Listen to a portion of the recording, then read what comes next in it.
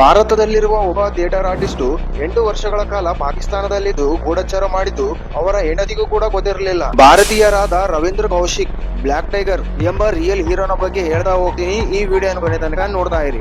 ರಾಜಸ್ಥಾನದ ಗಂಗಾ ನಗರದವರಾದ ಇವರು ಒಳ್ಳೆಯ ಥಿಯೇಟರ್ ಮತ್ತು ಮಿಮಿಕ್ರಿ ಆರ್ಟಿಸ್ಟ್ ಆಗಿದ್ದರು. ಅವರ ಈ ಅದ್ಭುತವಾದ ಸ್ಕಿಲ್ ಅನ್ನು ಕಂಡ ರಾ ಅಂದ್ರೆ ರಿಸರ್ಚ್ ಅಂಡ್ ಅನಾಲಿಸಿಸ್ ವಿಂಗ್ಸ್ ಅವರು ಇವರನ್ನು ಅಂಡರ್ ಕವರ್ ಏಜೆಂಟ್ ಅನ್ನಾಗಿ ಮಾಡಲು ದೆಹಲಿಗೆ ಕಳಿಸಿಕೊಂಡರು. ರವೀಂದ್ರನಿಗೆ ಉರ್ದು ಭಾಷೆಯನ್ನು ಕಲಿಸಿ ಇಸ್ಲಾಂ ಮತ್ತು ಪಾಕಿಸ್ತಾನದ ಜಿಯೋಗ್ರಫಿ ಬಗ್ಗೆ ತಿಳಿಸಲಾಯಿತು. ಹಾಗೆ ಹೇಗೆ ಸರ್ವೆ ಆಗಬೇಕು ಪಾಕಿಸ್ತಾನಲ್ಲಿ ಅಂತ ಟ್ರೈನಿಂಗ್ ಅನ್ನು ಕೂಡ ಕೊಡಲಾಯಿತು. ಈತನು ಪಾಕಿಸ್ತಾನಕ್ಕೆ ಹೋಗಿ ಅಲ್ಲಿ ಅಂಡರ್ ಕವರ್ ಏಜೆಂಟ್ ಆಗುವುದರ ಬಗ್ಗೆ ಅವರ ಮನೆಯಲ್ಲಿ ಕೂಡ ಗೊತ್ತಿರಲಿಲ್ಲ. ಹಾಗೆ ಈತ ಭಾರತೀಯನೆಂಬ ಎಲ್ಲ ರೆಕಾರ್ಡ್ಗಳನ್ನು ಡಿಸ್ಟ್ರಾಯ್ ಮಾಡಿ ಪಾಕಿಸ್ತಾನದ ಇಸ್ಲಾಮಾಬಾದ್ ನಗರದ ಅಹಮದ್ ಶಾ ಎಂಬ ಐಡೆಂಟಿಟಿಯನ್ನು ಕೊಟ್ಟು 1975ರಲ್ಲಿ ಪಾಕಿಸ್ತಾನ್ಗೆ ಕಳುಹಿಸಲಾಯಿತು. ಈತನು ಪಾಕಿಸ್ತಾನಲ್ಲೇ ಇದ್ದು LLB ಡಿಗ್ರಿಯನ್ನು ಕೂಡ ಕಂಪ್ಲೀಟ್ ಮಾಡಿದ.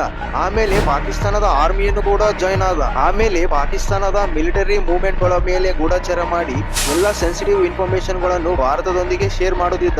ಇದಷ್ಟೇ ಅಲ್ಲದೆ ಪಾಕಿಸ್ತಾನದ ಒಬ್ಬ ಮಹಿಳೆಯೊಂದಿಗೆ ಮದುವೆ ಕೂಡ ಆದ.